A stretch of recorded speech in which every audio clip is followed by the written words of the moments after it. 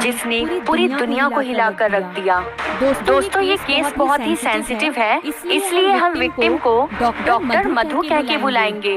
सुबह 9:30 बजे RG Kar medical college में एक फर्स्ट ईयर मेडिकल इंटर्न रोज की तरह अपनी ड्यूटी खत्म करके सोने जा रहा था। पूरे कॉलेज में डॉक्टर और नर्सिंग स्टाफ के लिए कोई भी साफ कमरा नहीं था जहां वो अपने लंबे लंबे शिफ्ट्स के बाद आराम कर सके, जिस वजह से सभी डॉक्टर और इंटर्न्स फोर्थ फ्लोर पर बने सेमिनार हॉल में लगे 2 गद्दों पर सोया करते थे।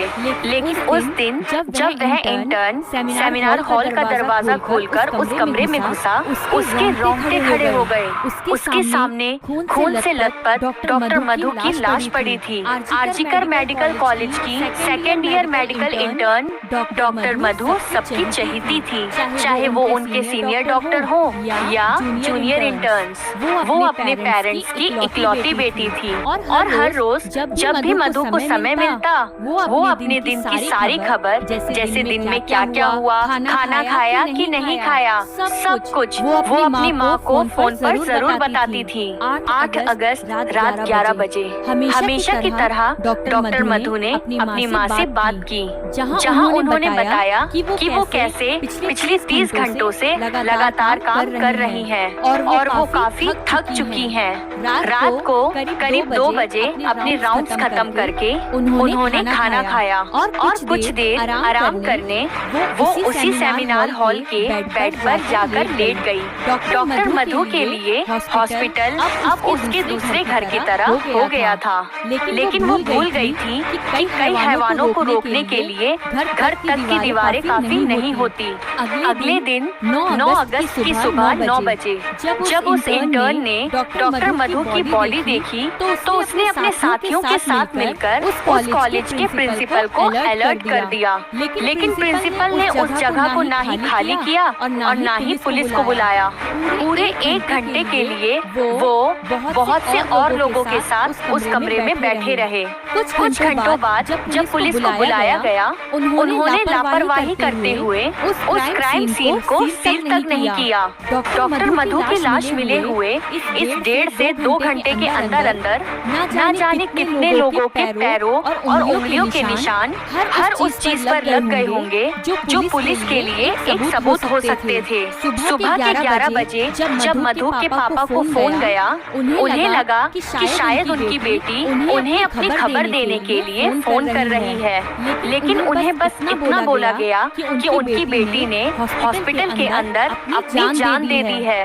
और उन्हें जल्द से जल्द हॉस्पिटल आना चाहिए। हॉस्पिटल पहुंचकर डॉक्टर मधु के पेरेंट्स सभी डॉक्टर्स और पुलिस वालों से रोकर कहते रहे कि बस एक बार उन्हें उनकी बेटी को देखने दें। लेकिन 3 घंटों के इंतजार के बाद उन्हें सेमिनार रूम में भेजा गया। जब मधु के मम्मी पापा अंदर गए तो उनकी रूह कांप उठी। उस सेमिनार रूम का नजारा किसी भी भयानक सपने से भी बदतर था। उनकी बेटी के आधे शरीर पर कपड़े नहीं थे और वह खून से लथपथ थी। डॉक्टर मधु के शरीर पर बहुत सारे चोटों के निशान भी थे, जिसे देखकर साफ लग रहा था कि किसी ने उनके साथ बहुत जोर जबरदस्ती की है। कोई भी इंसान जिसमें थोड़ी सी भी कॉमन सेंस होगी, वह यह देखकर बता सकता था कि ये खुदकुशी का केस नहीं, बल्कि डॉक्टर मधु की बहुत ही बेरहमी से हत्या की गई है। अगले कुछ घंटों में पुलिस ने पोस्टमार्टम भी करवा दिया और उसके बाद उनका अंतिम संस्कार भी हो गया। पुलिस और डॉक्टर के द्वारा इतने बड़े हादसे को कोई इम्पोर्टेंस नहीं दी जा रही थी, बल्कि कॉलेज ने तो FIR भी नहीं करवाई और वहाँ मौजूद डॉक्टर्स, नर्सेस और स्टूडेंट्स स्ट्राइक्स पर चले गए थे, जिसकी वजह से पुलिस पर प्रेशर बना और उन्होंने 24 घंटों के अंदर डॉक्टर मधु के हत्यारे एक 33 साल के आदमी को गिरफ्तार भी कर लिया। जहां ज्यादातर केस यहां खत्म हो जाते हैं, ये केस यहीं से शुरू होता है। पुलिस ने जिस आदमी को गिरफ्तार किया वो था संजय रॉय, जो कि कोलकाता पुलिस के लिए एक खबरी का काम करता था और वो लोगों को ऐसा दिखाता था कि वो पुलिस फोर्स में है और उसका बहुत दबदबा है, पर ऐसा कुछ भी नहीं था। संजय की 4 बीवियां रह चुकी थी, जिनमें से 3 बीवियों ने उस पर डोमेस्टिक वायलेंस यानी घरेलू हिंसा का आरोप भी लगाया था, मगर संजय को कभी भी कोई भारी सजा नहीं हुई। उसको शराब और वॉयलेट अडल्ट फिल्म्स की लत थी, जिस वजह से उसे मोहल्ले में भी कोई पसंद नहीं करता था। संजय कोलकाता पुलिस से कुछ 12-15 हजार रुपए हर महीने कमाता था, पर उसकी असली कमाई लोगों को आरजीकर कॉलेज में बेड्स दिलवाकर टेस्ट आदि करवाकर उस पे कमीशन लेने से होती थी। 8 अगस्त की रात को संजय और उसके दोस्त ने कॉलेज के दीवार के पीछे बैठकर बहुत शराब पी, जिसके बाद वे कोलकाता के रेड लाइट एरिया पर चले गए। वहाँ जाकर वो और उसका दोस्त एक लड़की से जोर जबरदस्ती करने लगे, पर वो लड़की वहाँ से भाग गई। लेकिन संजय और कुछ देर तक बैठकर शराब पीता रहा और फिर उठकर कॉलेज के अंदर चला गया, जहाँ उसे शराब से धुत इस हालत में भी उसे किसी ने नहीं रोका। संजय अलग अलग कमरों में जाकर झांक रहा था, जैसे मानो कोई जानवर अपना शिकार ढूंढ रहा हो। वो लड़खड़ाते हुए 4th फ्लोर पर पहुंचा, जहां उसने एक कमरा देखा जो कि बिल्कुल सुनसान था।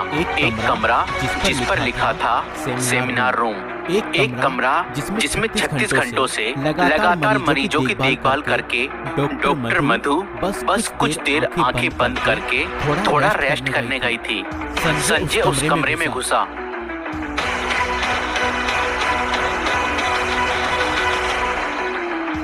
और उसने डॉक्टर मधु को पूरी तरह फिजिकली असॉल्ट किया, जिसमें डॉक्टर मधु की मौत हो गई।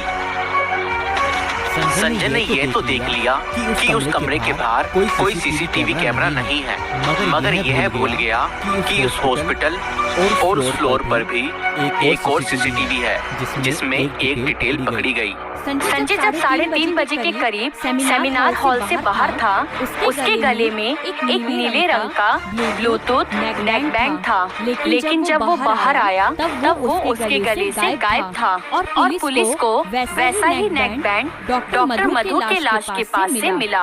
और जब उसे ऑन किया गया तो वो नेक बैंड संजय के फोन से कनेक्ट हो गया और संजय को इसके बाद अरेस्ट कर लिया गया और उसने खुद आगे आकर अपना अपराध एक्सेप्ट किया और कहा कि उसे सजा दे दी जाए। इसके बाद पोस्टमार्टम रिपोर्ट सामने आई, जिसमें लिखे सबूतों ने सबको चौंका दिया। उस रिपोर्ट के मुताबिक ये हत्या किसी एक आदमी ने नहीं की थी, बल्कि कई लोग इस हत्या में इन्वॉल्व थे, क्योंकि मधु के बॉडी से मल्टीपल फिंगरप्रिंट्स मिले थे।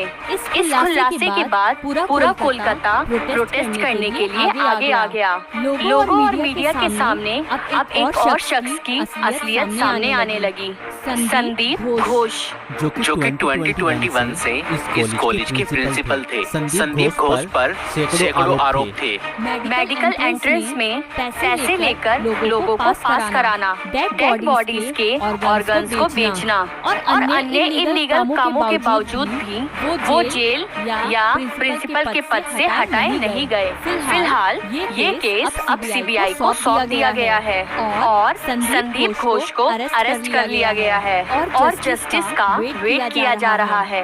लेकिन क्या इस बार भी सत्ता और पैसों का जोर किसी की जान से ऊपर होगा? क्या इस बार भी इंसाफ के लिए एक लड़की को सालों इंतजार करना होगा? क्या इस बार भी मैं और आप चुप रहेंगे या इस वीडियो को ज्यादा से ज्यादा लोगों तक शेयर करेंगे और डिमांड करेंगे जस्टिस के एक ऐसे नए लॉ को जो ऐसे दरिंदों पर रोक लगाए?